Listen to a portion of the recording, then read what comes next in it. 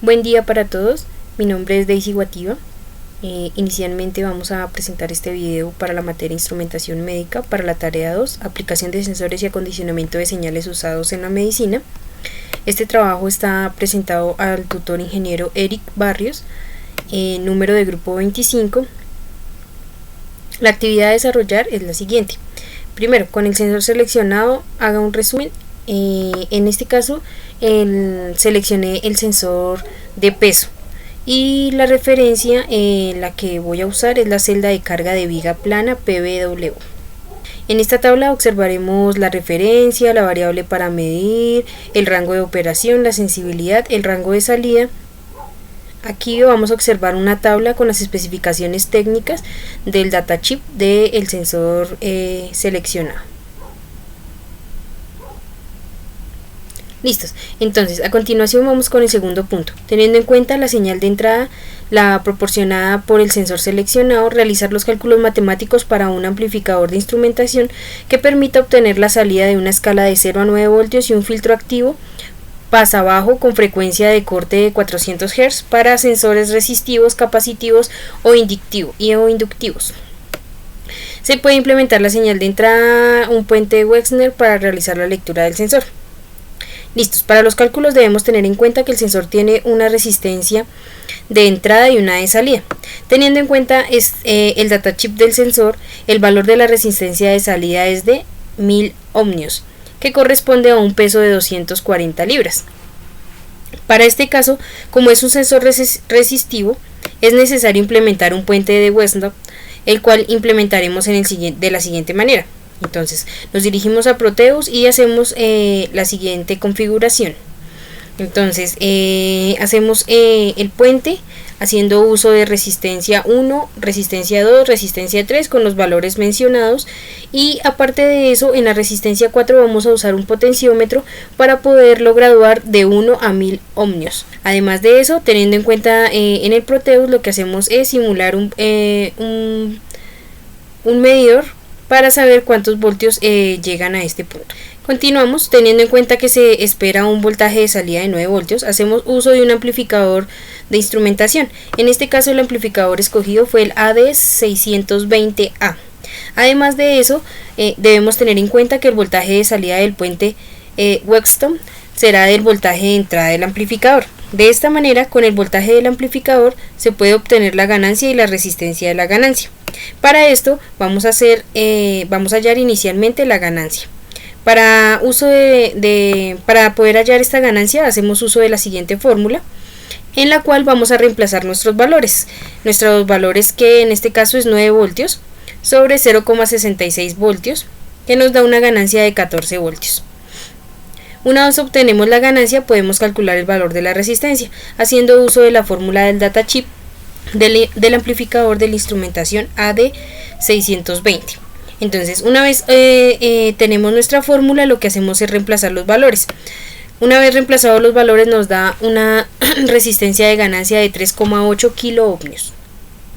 De esta manera podemos implementar ya en Proteus el restante de nuestro circuito, teniendo en cuenta los valores que obtuvimos. Entonces esta sería la primera parte, agregamos los 9 voltios, ¿cierto? Y acá agregamos nuestro amplificador más la resistencia que es 3,8 kilo ohmios. Agregamos un medidor para saber qué voltaje nos está generando ahí. Siguiente. Ahora pasamos a representar la etapa de filtrado, en el cual se usará el filtro de Sallen-Key tipo Etched-Bircher con rizado de 3dB. Entonces la idea es implementar este circuito que estamos viendo en pantalla, teniendo en cuenta los valores que nosotros ya tenemos. Entonces, teniendo en cuenta que debemos hallar el valor de los condensadores, decidí poner un condensador número 1, 28 nanofaradios, y para poder calcular el segundo condensador, que sería el de acá, el segundo condensador, entonces lo que vamos a hacer es, con ayuda de la siguiente tabla, vamos a identificar cuáles son los valores que necesitamos para poder identificarlo. Entonces, para poder hallar el segundo condensador, tenemos la siguiente fórmula, donde nos piden A sub 1 y B sub 1 y C sub 1. Esos valores los podemos evidenciar de la siguiente tabla. ¿Listos? Teniendo en cuenta los valores de la tabla, reemplazamos. Y aquí vamos a reemplazar, entonces 28 nanofarados, que es lo que ya teníamos, el B sub 1 teniendo en cuenta la tabla y el A sub 1 teniendo en cuenta la tabla. Hacemos solución de esta fórmula, de los valores ya, de los valores que ya se dispusieron acá. Y nos da un condensador de más o menos 190,6 nanofarados. Una vez se obtiene los valores de los dos condensadores, pasamos a hallar el valor de la resistencia R1 y R2. ¿Cómo vamos a hallar esta resistencia? Esta resistencia la vamos a hallar teniendo en cuenta esta fórmula. En base a esta fórmula lo que hacemos es reemplazar los valores y obtenemos nuestra resistencia R1, que en este caso nos dio este valor. Y lo que hacemos es pasarlo a kiloohmios y nos da un valor aproximado de 28 kiloohmios la resistencia número 1. Hacemos exactamente lo mismo con la resistencia número 2, teniendo en cuenta de que este más cambia y pasa a ser positivo. Ese negativo, perdón, pasa a ser positivo. Entonces seguimos hallando, ahora hallamos la resistencia número 2. Para hallar la resistencia número 2, lo que les comentaba, hacemos el cambio acá, perdón, acá me equivoqué, pero acá vaya el más. Resolvemos la ecuación y nos da la resistencia 2, que es aproximadamente de 31 kiloohmios. De esta manera nosotros podemos implementar ya nuestro circuito final. Entonces implementamos nuestros dos condensadores, las resistencias, reemplazamos y aparte de eso usamos el amplificador y le damos una conexión continua para poder hallar la frecuencia, para poder ahorita definir la frecuencia. Listos. Una vez obtenemos eso, reemplazamos los datos hallados en el filtro y además lo vamos a tuitear con una señal senoidal, que fue lo que hicimos arriba. Listos. La práctica 2. Como la actividad práctica, cada estudiante verifica el funcionamiento de los cálculos realizados en el diseño mediante un simulador. Como se evidencia, presenta un video, que es el que estamos realizando. Entonces nuestro circuito final queda de la siguiente manera. De esta forma pasamos a Proteus, donde nos vamos a dar cuenta